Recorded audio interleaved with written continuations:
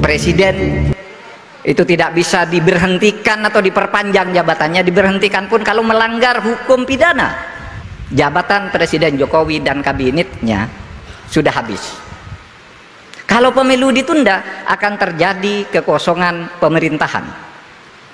Ada yang bertanya, Pak, itu kan bisa dibuat oleh MPR. Nggak bisa.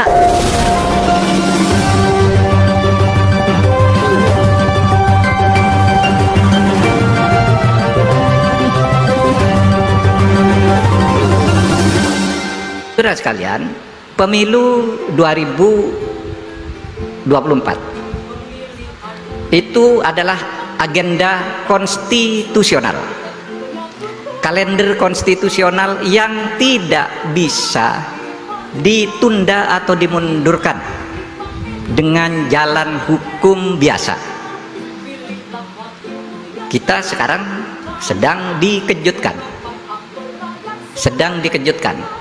oleh adanya putusan pengadilan negeri yang menyatakan menunda pemilu sampai tahun 2025.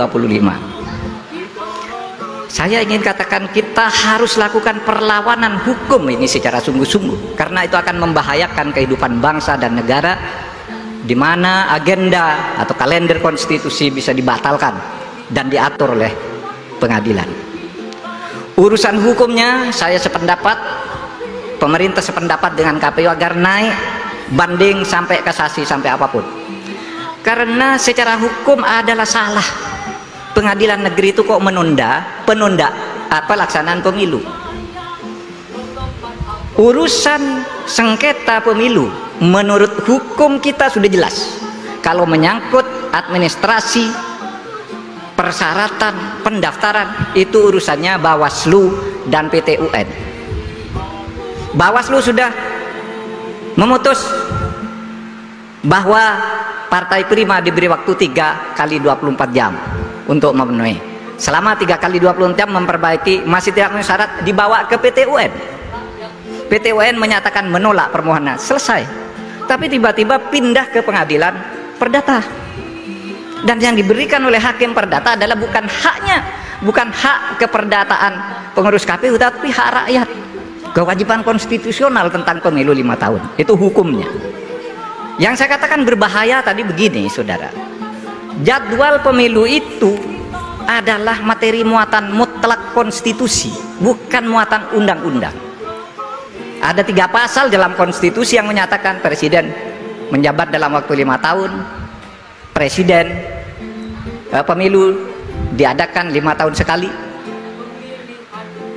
presiden itu tidak bisa diberhentikan atau diperpanjang jabatannya. Diberhentikan pun kalau melanggar hukum pidana, bukan karena terjadi kekosongan karena putusan pengadilan atau karena berhalangan tetap. Nah, sekarang mari kita uji. Tanggal 21 Oktober jabatan Presiden Jokowi dan kabinetnya sudah habis. Kalau pemilu ditunda akan terjadi kekosongan pemerintahan. Ada yang bertanya, Pak, itu kan bisa dibuat oleh MPR. Nggak bisa. MPR sekarang ini beda dengan dulu. Bisa mempercepat, bisa memperlambat. MPR sekarang ini tidak punya wewenang apapun untuk menentukan pemerintah. Bahkan ketetapan MPR sekarang itu hanya berlaku dalam bentuk base kicking, berlaku konkret. Kalau undang-undang dasar dia ubah, itu ada caranya. Caranya apa? Caranya mengubah dulu konstitusi. Nah, kalau terjadi kekosongan presiden dan wakil presiden, menurut undang-undang dasar itu diganti oleh 3 menteri yang menjabat, yaitu dalam negeri, menteri dalam negeri, menteri pertahanan, menteri luar negeri. Tapi pada saat jabatan presiden habis, jabatan ketiga menteri ini pun habis. Nggak bisa. Terus pakai apa? Amandemen. Amandemen kalau PDIP, Nasdem, Demokrat dan partai lain tidak hadir dalam sidang amandemen itu, tidak bisa ngambil keputusan. Menurut undang-undang dasar harus dihadiri oleh minimal 2/3 anggota. Kalau dia tidak hadir karena tidak setuju, tidak ada keputusan. Disitulah negara akan kacau. Nggak ada pemerintahan, nggak ada yang ngambil keputusan untuk mengendalikan negara ini.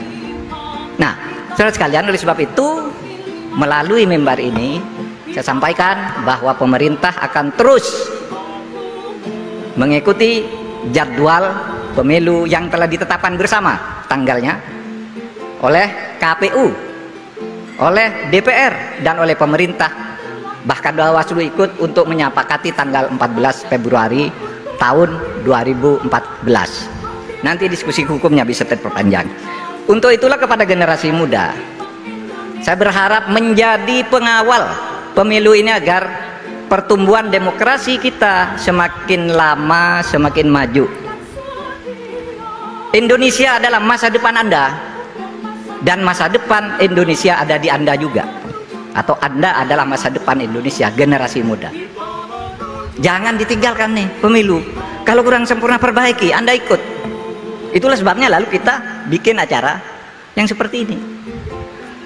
Apa tugas saudara? Menjaga negara kesatuan Republik Indonesia untuk menuju Indonesia Emas tahun 2045.